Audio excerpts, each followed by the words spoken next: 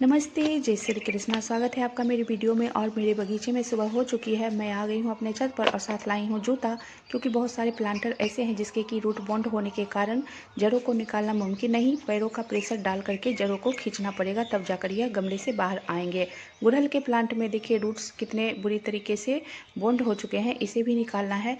मैं चुन चुन करके सारे प्लांटर जिसको की आवश्यकता है नई मिट्टी की, तो मैं चुनकर निकालूंगी। यहाँ DIY फाउंटेन है जिसे मैंने ढेर सारी कबाड़ को इस्तेमाल करके बनाया है, और पानी गिरने की आवाज़ आप सुन ही रहे हैं, कितना सुकून देने वाली ये आवाज़ है। इस फाउंटेन को आज मैं यहाँ से हटाने वाली हूँ, क्योंकि छत पर मिट्टी मिट्टी हो रखी है, क्योंकि मिट्टियों का भी काम चल रहा है। प्लांटर को चेंज करने में, फूल लगाने में वगैरह बहुत सारे काम ऐसे हैं जो कि अभी छत पूरा मैसी मैसी हो रहा है।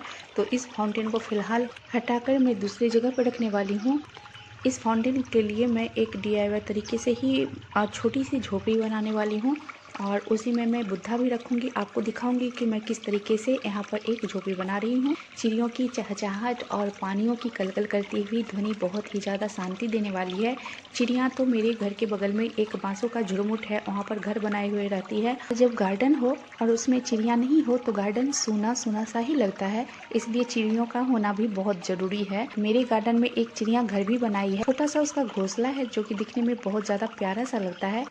मैं जूता पहन ली हूँ, काम में लगती हूँ। तो पहले मैं इस सीम की लता को काट लेती हूँ, क्योंकि इसमें फूल आने बंद हो चुके हैं। सेम की लता को मैं काट दी हूँ, इसमें बहुत सारे सेम की फलियाँ लगी हुई हैं। सारी सेम की फलियों को मैं तोड़ तोड़ करके एक बर्तन में रखते जाती हूँ। लताओं को मैं फेंकूंगी नहीं, सुखाकर किसी बड़े प्लांटर को भरने में इस्तेमाल करूँगी। सारी लताओं को काट दूँगी और फिर प्लांटर में सुखा करके भरूँगी।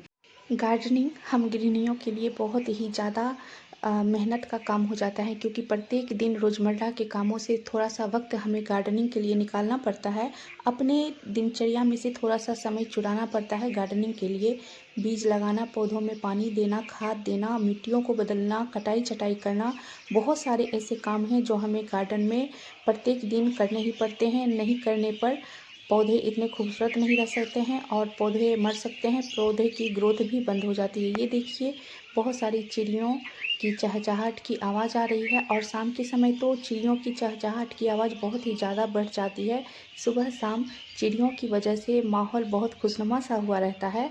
और आप ही बताएं कि आप किस तरीके से मैनेज करते हैं अपने कामों को और अपने गार्डनिंग को। परमानेंट फ्लावर और परमानेंट फ्रूट वाले जितने भी पौधे हैं, सभी की रिपोर्ट करने के लिए मैं मिट्टी तैयार कर रही हूँ। मैं यहाँ ले रही हूँ 50% garden soil, 10% vermi compost, 10% cocopeat, 10% गाय के गोबर की खाद, 10% ही नदी की रेत लूँगी, 10% ही गमले में यूज की हुई जो निकाली हूँ मट्टी वो 10% लूँगी, हल्दी पाउडर और साफ फंगिसाइड। सभी गमलों को रिपोर्ट करने के बाद नीम की खली की फर्टिलाइजर बना करके मैं सभी गमलों में 2 दिन बाद डालूंगी। मिट्टियों को मैं अब मिला लेती हूँ।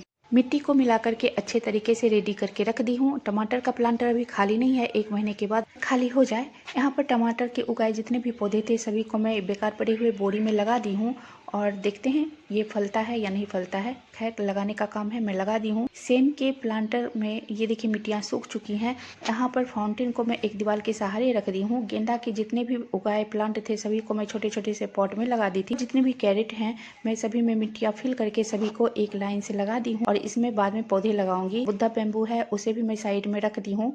टमाटर के पौधे पर लगे हुए हैं पीले पीले से टमाटर, लेकिन अभी नहीं तोड़ूंगी, लाल होने के लिए छोड़ देती हूँ। यहीं पर पालक भी है, लेकिन पालक तोड़ने में मुझे बहुत मोह सा लगता है। और यहीं पर है मधुमालती का ये छोटा सा पौधा, जिसमें आए हुए ढेर सारे नए नए ब्रांचेज। यहाँ पर है डालिया का पौधा, और यहीं पर है छोटा सा चांदनी का भी पौधा। यहाँ पर पिछले साल की सदाबहार जिसे कटिंग करके मैं लगाई हूँ, और बुद्धा बेम्बू और जितने भी पौधे थे जिसे रिपोर्ट की हूँ उसे छायादार इस रूम में रख दी हूँ। इस रूम में छाया है और ये स्टोरेज रूम है, इसमें 2 दिन के लिए रहने दूंगी। ये रही हमारे आज की गार्डनिंग की अपडेट। आपकी गार्डनिंग कैसी चल रही है ज़रूर बताएं कमेंट में। तो धन्यवाद आपका वीडियो में बने रहने के लिए।